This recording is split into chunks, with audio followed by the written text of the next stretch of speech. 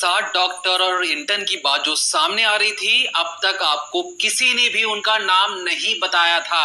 आज decoding crime के अंदर हम उन सीनियर डॉक्टर्स के नाम बताएंगे कि कैसे वो आरजीकर मेडिकल कॉलेज के ना होने के बावजूद उस अस्पताल में जाते हैं, लेडी डॉक्टर की लाश को देखते हैं, फिर वो प्लानिंग बनाते हैं कि किस तरीके से इसे मटिया मेड करना है। कहने का मतलब ये कि लोगों को बताओ कि ये मर्डर नहीं बल्कि एक आम सुसाइड किया गया है। लेकिन वो डॉक्टर्स कौन थे, कैसे आए थे और प्रिंसिपल इस पूरे केंद्र में कैसे मेन बिंदु बन जाते हैं, इसके बारे में बात करेंगे। अब तक आपको कई कहानियां लोगों ने बताई होंगी कि लाश को सबसे पहले किसने देखा, किसने नहीं देखा, लेकिन हमारे पास एक एक्सक्लूसिव जानकारी है जिसमें साफ तौर पर पता चला है कि एक गार्ड सुबह सुबह 5 बजे लाश को देखता है। उसके बाद वो गार्ड क्या करता है, किसे बताता है, और सरकारी कागज में बताया गया कि 9:30 बजे पहली बार लाश को देखा गया। अब इसके बाद ये जो थ्योरी सामने आई है, इसमें लोगों ने क्या क्या अपने दावे किए हैं, उसके बारे में बात करेंगे कि उस मिनट मतलब जब से लाश को देखा गया तब से लेकर रात 11:15 बजे तक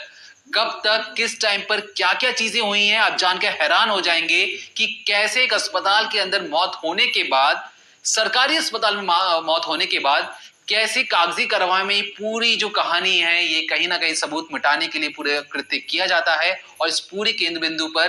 प्रिंसिपल साहब और वो जो 60 डॉक्टर के नाम जो हम शुरू से लेकर अब तक आपसे कहते आए हैं, आज हम उनके नाम बताएंगे, पोस्ट बताएंगे, वो कैसे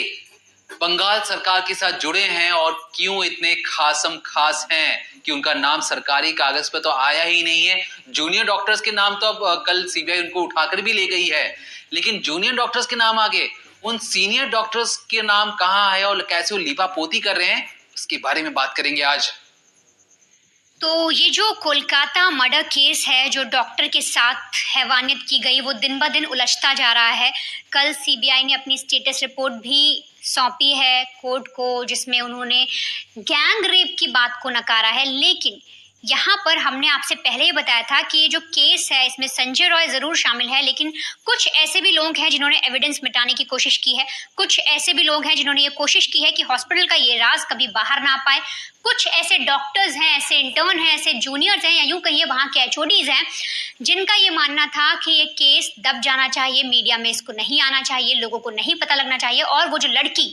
जिसकी बेरहमी से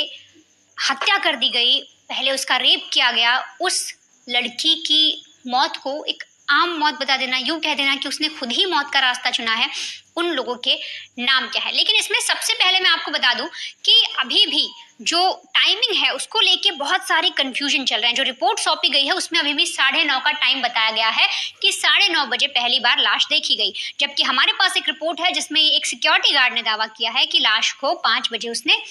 देखा था। लेकिन अगर मैं आपको 9:30 जो ऑफिशियल टाइम है जिसके जरिए पूरी टाइमलाइन बनाई गई है उसकी मैं अगर बात करूं तो देखिए, हॉस्पिटल में उस वक्त सुबह सुबह ड्यूटी चेंज होने का टाइम होता है। अब कुछ लोग जब नाइट शिफ्ट कर रहे थे उसके बाद डॉक्टर मॉर्निंग शिफ्ट में आते हैं, अब सबकी ड्यूटी चेंज होनी थी, रजिस्टर मेंटेन होने थे, तो ऐसे में लेडी डॉक्टर को किसी ने देखा नहीं। अब इसीलिए एक पीजी का स्टूडेंट उनको ढूंढते हुए गया और उसने सेमिनार हॉल में देखा उन्हें उस अवस्था में। इसके बाद वो घबरा जाता है, वो लड़का समझ जाता है, या वो जो महिला है, जो लड़की, अगर वो लड़का या लड़की थी अभी सामने नहीं आया कि पीजी स्टूडेंट कौन था, लेकिन अगर